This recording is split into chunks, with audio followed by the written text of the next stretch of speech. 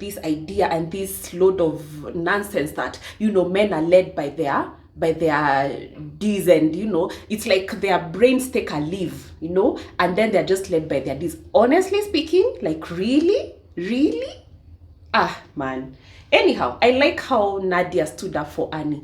And it's even worse how Annie stood up and left because of how offended she was, because of how embarrassed she was. And guess what? Tubaba did not follow her. Tubaba did not follow her. In fact, he continued on and on and on, talking about how he cannot even have the audacity to, at the very least, follow his wife. At the very least, go apologize to her. At the very least, zip it. Get out of this situation for your kids. Even if not for yourself, even if you don't think you need better, your kids deserve better. And I really do not want to bring in kids here, but really, I know as women, and even more so as African women, we stayed in relationships because we think we are doing it for the kids. We've stayed in situations and relationships where we're like, you know what, I can put up with it, but I'll stay just so that my kids can have their daddy around.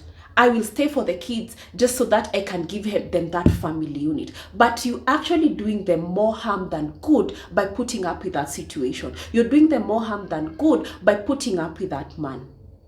And the longer you're staying in that situation, the longer that man will push the limits and push the limits and break you and break you and break you and break you. And then one day you'll be so broken and it's like, where do I even begin? It's really sad when you see a fellow woman going through certain circumstances that it's like, you really shouldn't put up with this. You really shouldn't. Not only put up with this, but you need to snap out of whatever it is that's making you put up with this. Baby girl, you need some counseling. I understand that our situations are very different. Some of us are genuinely in a position where we'd love to live, but we can't. We can't because either we are completely dependent on this man, either because we are not working, or whatever amount of money we are earning is not enough to even help us move out. Some of us stay in these relationships or in these toxic situations because we are being threatened. Sometimes even by, you know, some men will even tell you, know what, leave, but leave my kids alone. We're not going anywhere with the kids. And not many women are going to leave their kids behind. So it's almost as if that child becomes the thing that the man uses to keep you with him. It becomes it's sad that this child who's supposed to be a source of joy for you and you truly love this child, but the man is using this child to basically trap you to stay with you. But there are certain instances and certain situations, such as Annie's, where your victimhood becomes your identity. And I genuinely, truly believe that Annie does not know herself outside of her victimhood. Annie does not know herself outside of the trauma. Actually, it's like her trauma and her victimhood have become her identity.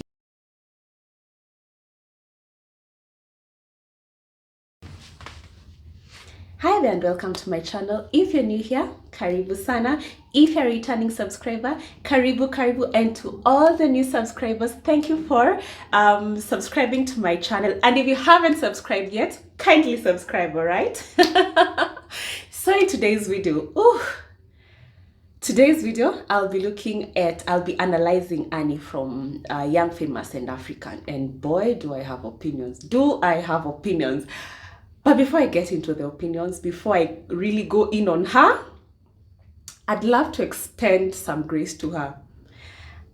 It's very easy to look at her and say, you know what, it could never be me. It could never be me being in such type of a relationship where my significant other is making me, first of all, embarrassing me, second of all, making me look bad, third of all, just having multiple outside babies with multiple women on me.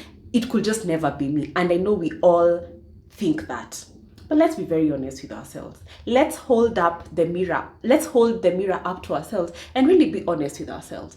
We've all been in that one relationship, at least one relationship, where we lost ourselves. And at the end of the relationship, it's like, who am I really? Why did I have to put myself in this position? We were literally in quite a daze after the relationship. We've been all in that relationship where we near lost our minds if we didn't actually lose our minds, and we could have quite literally checked into a psych ward. We've been in that one relationship where it made us question our worth, our value, who we are as a person.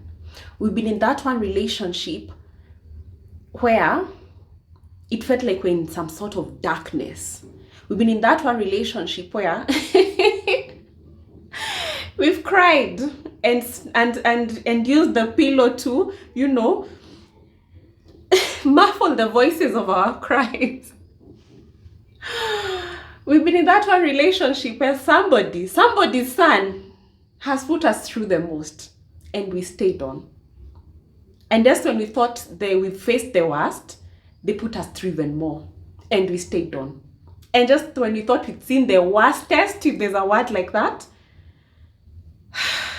they literally dragged us through hell and back. So we've all been a nanny in one time or another in our lives. Maybe not the exact same position, but we've really been in a position where we've actually been in a relationship where we really shouldn't have stayed as long as we did. We really shouldn't have put up with as much as we did. We really should have picked up our self-esteem and set our value. We really should have shaked ourselves. Actually, when I think about it, when I think about Annie, I oscillate between two situations. One moment I want to hold her hand, just look into her eyes and be like, you know what, Annie, you really don't need to do this. You really have so much more than so much power. You really are so beautiful. You really don't know how to put up with this. And the next moment, I want to stage an intervention and just shake her and make her snap out of it. And I'm sure our friends, when we were in that one relationship, oscillated in the two senses, just wanting to, hold our hands, but at the same time wanting us to snap out of it. And the first time we were introduced to Annie in season 1, literally within minutes of meeting, what's her name?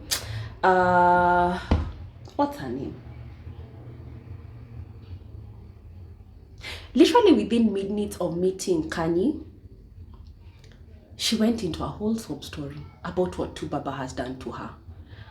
How she has had to put up with so much. How he has gotten outside babies on her with multiple women.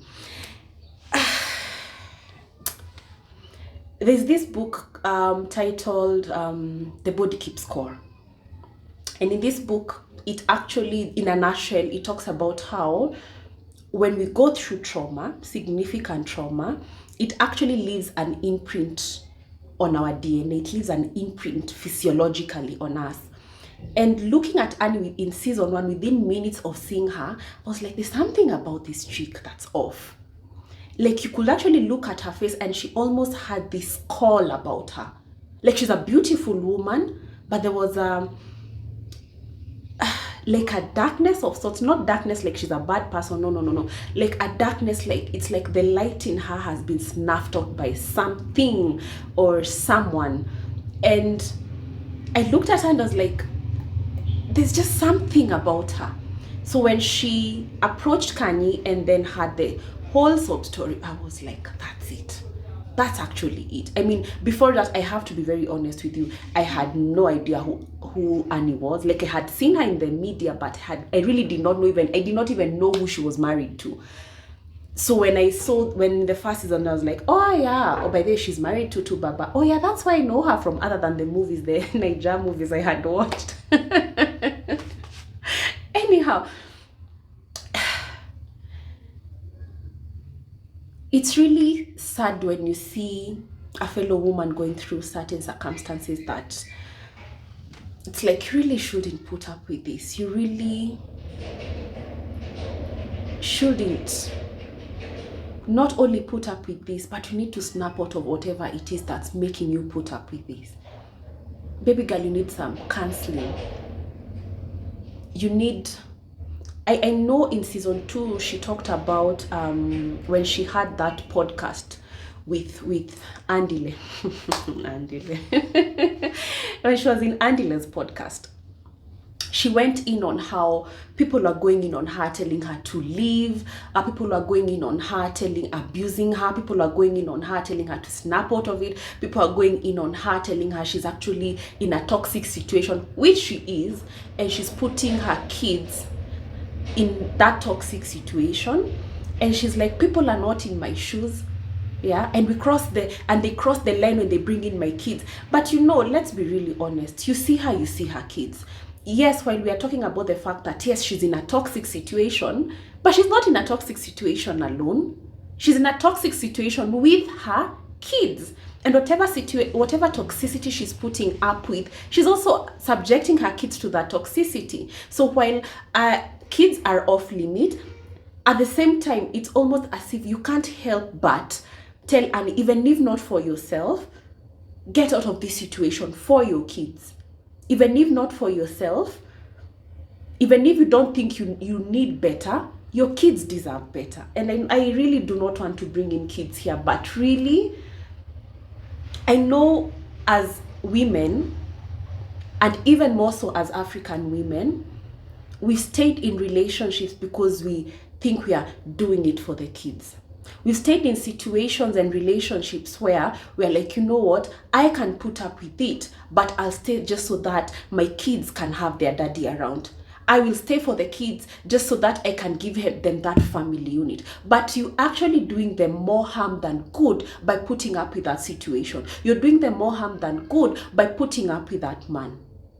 And the longer you're staying in that situation, the longer that man will push the limits and break you and break you and break you and break you. And then one day you'll be so broken and it's like, where do I even begin? And for you to realize just how impactful these toxic situations can be on our children, just think back to your childhood, whatever type of childhood you had, particularly if you were in a situation where either your parents fought or it was a toxic situation. I'm sure at some point you're like, you know what, you'd rather they be apart than together. Because when they're together, it's just too toxic. And the type of trauma now it instills on you, now you take it now to your adulthood and into your other relationships in your adulthood. So, yeah. Then there's this part where Annie and Tubaba, innocent, nothing innocent about him, by the way. Anyhow, where Annie and Tubaba were hosting dinner for the rest of the cast. And the rest of the cast was like, you know what, they haven't hosted us for a while, especially after their wedding vow renewal. So this must be good. This must be really good. We're excited for them. Let's go celebrate their love. And they went. And Tubaba, in true fashion, in his two-facedness, embarrassed Annie. There's something about public humiliation, particularly when it comes from your spouse or your significant other, that takes on a life of its own. And Tubaba went on about talking, a man will love you, but at the end of the day, a man will do what he needs to do. A man will love you, but his ding dong will, but his, has a mind of its own. And I love how Nadia was like, nah, man, this is a load of BS. This is a load of bull caca. Like, no. How do you talk about Ati? Your Ninio has a mind of its own. Like, honestly speaking, it's like,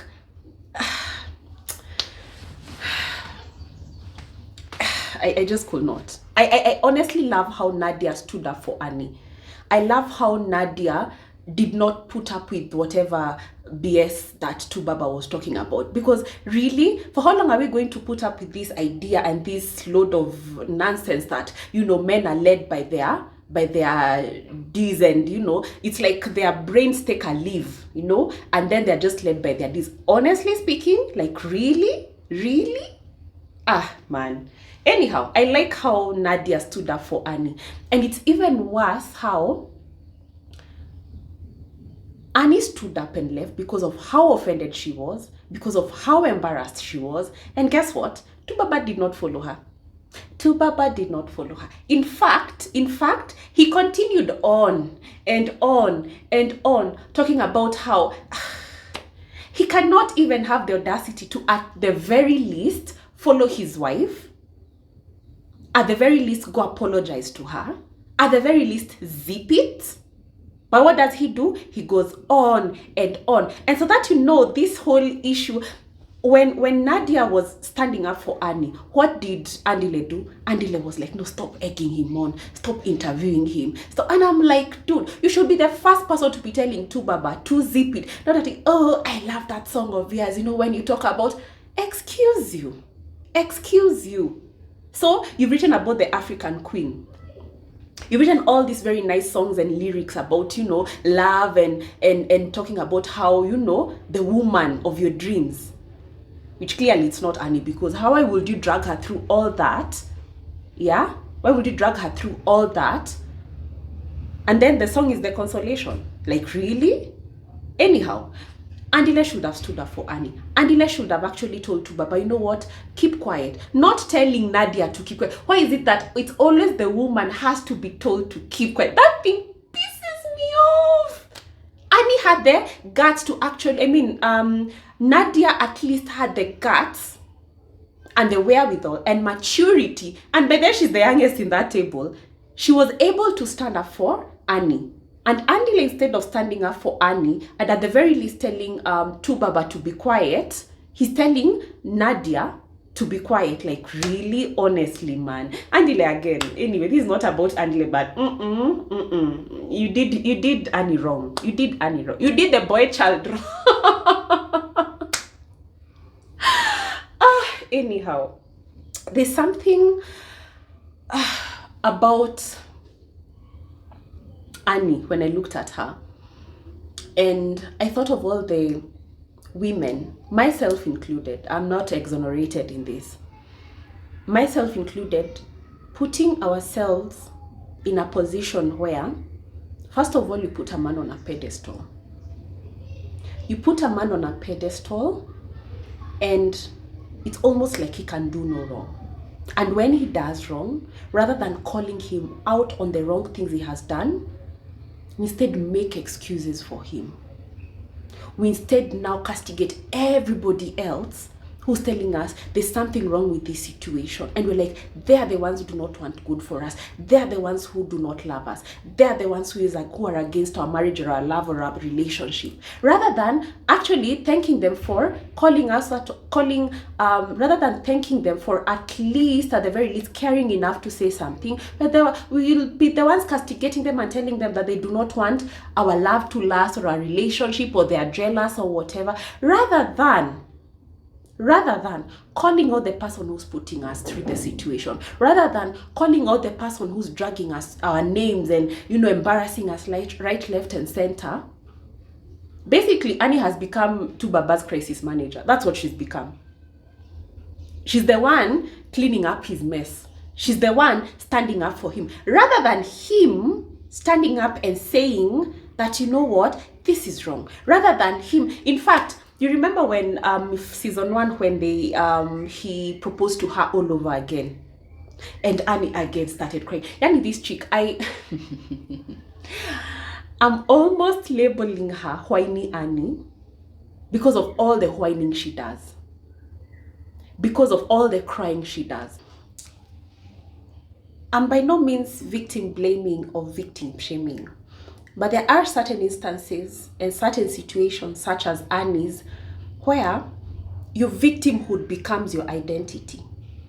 And I genuinely, truly believe that Annie does not know herself outside of her victimhood. Annie does not know herself outside of the trauma. Actually, it's like her trauma and her victimhood have become her identity, which is very, very sad, you know? And it gets to that point where you have to recognize that you become a willing victim and a willing participant. Because I don't think Annie is dumb. Annie is not dumb. By no way, shape or form is she dumb. But it gets to that point where, like, you know what, I'm no longer even feeling sorry for her because she's become a willing participant in this trauma. She's become a willing participant in this dysfunction. She's become a willing participant in this toxicity. And so for her to keep whining and crying and talking about all the things that Tubaba has done to her and feeling the need to defend him and their marriage, it's like, chick, fine. How about revel in your toxicity, revel in your dysfunction, and don't come crying to us. Don't come telling us what he has done to you. No. And whether or not he's had more outside babies, like there's that issue with the banker, whether or not he's had more outside babies or whether or not he's going to have more outside babies, just the mere fact that you're putting up with this, the mere fact that this has become your identity, the mere fact that this has become you, like, just continue whining and crying. Just don't whine to us. It's honestly becomes tiring to listen to. It honestly becomes, you know what, like, just snap out of it or just live your life, but don't come crying to us, you know?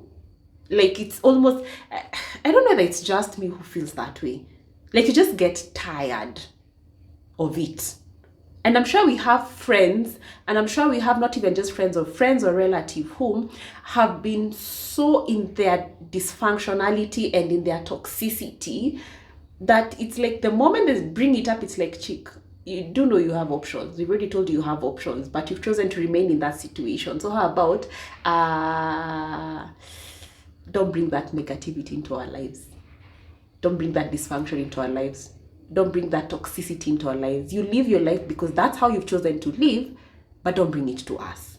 That's what I feel about Annie. That literally any time she comes up whiny Annie, I almost feel like, you know, just forwarding to the next scene because I can't put, it's like, no man, you already decided to live that life, so leave it and leave us out of it. Don't whine about it because you've chosen to live in it. The body keeps score. And this author talks about how individuals go through so much trauma that it not only leaves an imprint on their DNA, but you can actually physiologically see it.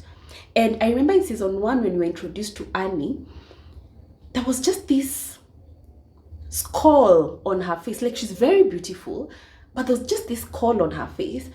And there was this, like, you're like, there's something about you that's off. I don't know what it is, but there's something about you that's off. And then when she finally, within minutes, talked to Kanye, it's like, that's it. That's it. Chika's been through the most. Chika's put up with the most. And it's like her body has kept the score of how much Tubaba has put her through. And again, I'm not exonerating myself and I'm not exonerating either all of any one of you. Just really, really, really, really, really be honest with yourself.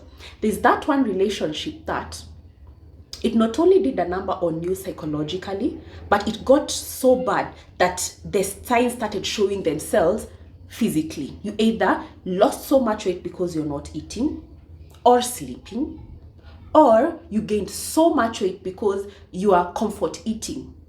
You're basically channeling that anger and whatever it is in food.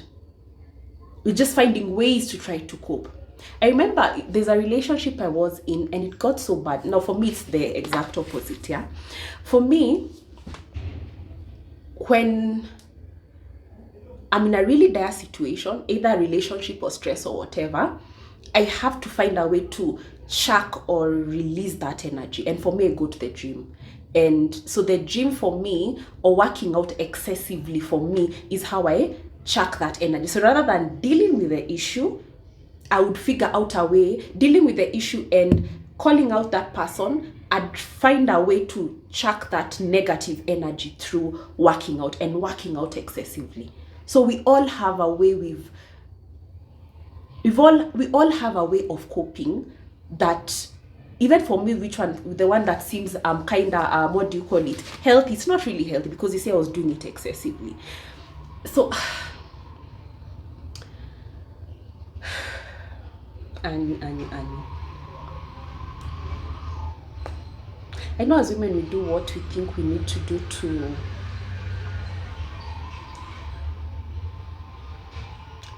I know as women we do what we think we need to do to keep our families together.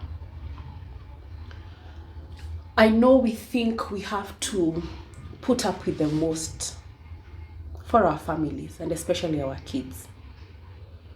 And I understand that our situations are very different. Some of us are genuinely in a position where we'd love to live, but we can't. We can't because either we are completely dependent on this man, either because we are not working, or whatever amount of money we are earning is not enough to even help us move out. Some of us stay in these relationships or in these toxic situations because we are being threatened. Sometimes even by, some men will even tell you know what, leave, but leave my kids alone. You're not going anywhere with the kids. And not many women are going to leave their kids behind. So it's almost as if that child becomes the thing that the man uses to keep you with him. It becomes it's that this child who's supposed to be a source of joy for you, and you truly love this child, but the man is using this child to basically trap you to stay with him. And no woman, at least not many women, would want to leave their child with a man who's either abused them or put them in such dire situations.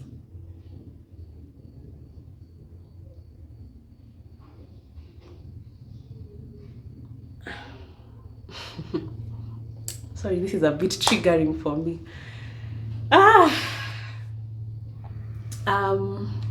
Let me get a little personal.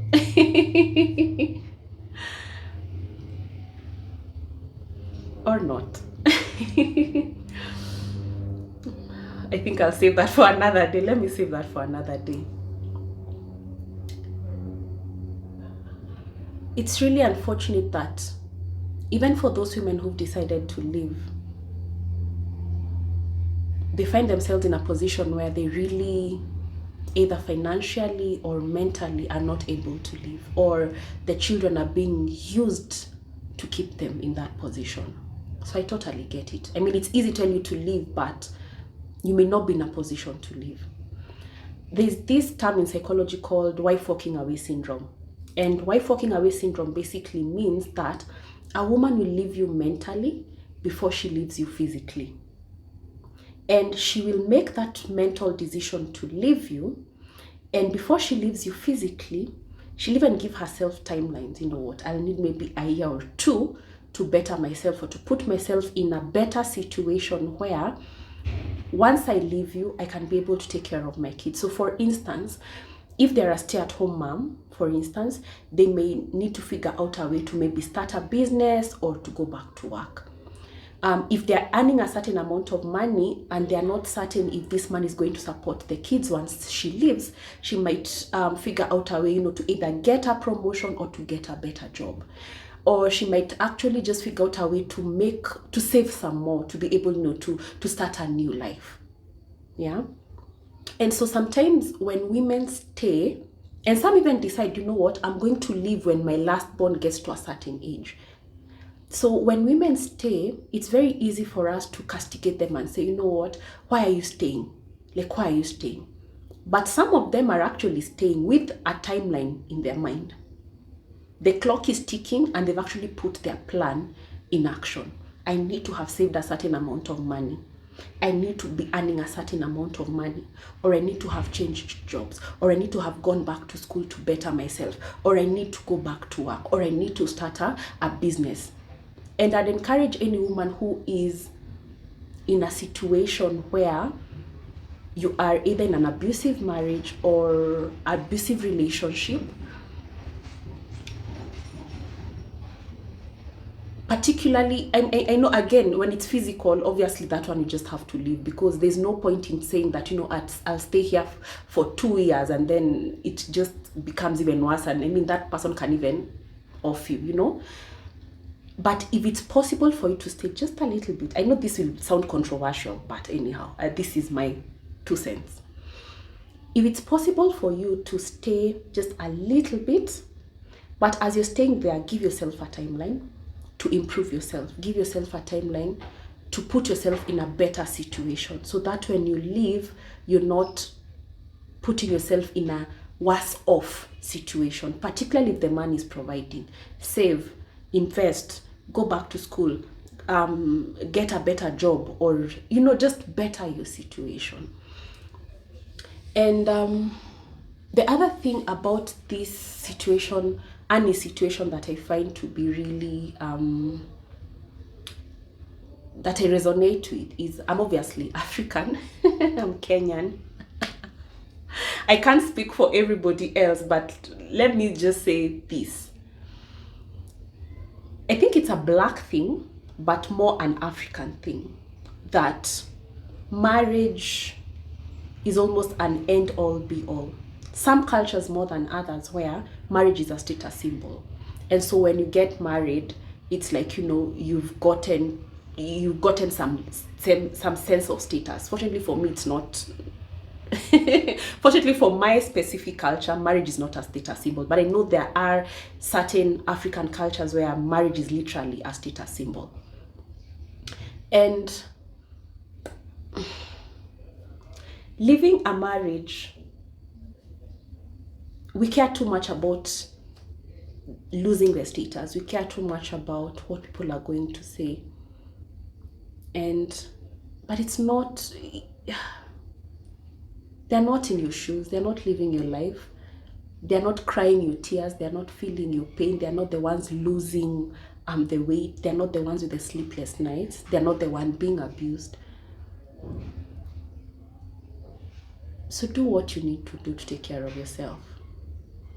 Do what you need to do, whether it's putting a plan in motion and a timeline where you're going to leave that marriage or that relationship. Please do it. And that's why for me, I know it's going to sound as if I'm being elitist or something. But if you can, have the number of children you can take care of. Not just physically, not just mentally, but also financially. Because let's be honest, the more children you have, the harder it is to live. Let's just call a spade a spade. The more children you have, and you find yourself in a dire situation, the harder it is to live. It just is what it is. And so I'd wish more women would actually choose to have a certain number of kids. They know, sometimes it's worst case scenario, it's the abuse, okay? But sometimes you can have a really good man, but something happens to them, they might, pass away or something. So that works both ways, all right? Please have the number of children you can take care of, particularly financially, okay? So I'm curious to see how this is going to play out the rest of the season. I'm curious to see if Annie will really snap out of it. I highly doubt she's going to do so. I honestly really highly doubt she's going to snap out of it. I highly doubt she's going to ever leave him. I highly doubt it. And the funny thing, actually, which reminds me, there are women who are actually praising her for doing what she needs to do to keep her family together. And I'm just like, enemies of progress. Enemies of progress. But it's really going to be beautiful to watch if she ever comes back to her power, back to her senses, back to her self-worth, back to her self-esteem. because this man has really broken her. Really, really. And she actually needs some counseling. She genuinely needs some counseling. Yeah. So yeah, please let me know in the comments what you feel, or what you think about the Annie situation. Also, leave in the comments if you've ever found yourself in a relationship where you damn near lost your mind, where you lost yourself. And I'm curious to know what you did. What was the aha moment for you to get out of that situation? And I'm also curious to know the steps you took, because you could encourage another woman here, you know, to do better for herself. And there's something beautiful about sisterhood, that even when we are in a situation that is dire, there's something beautiful about sisterhood, that people genuinely care for us. And I wish we'd be able to do more of that for each other. You know, hold each other's hands and just call each other even out on our own BSs and our delusions and what have you. So yeah, until until next time, I'll see you next time. Toodles. And subscribe, all right?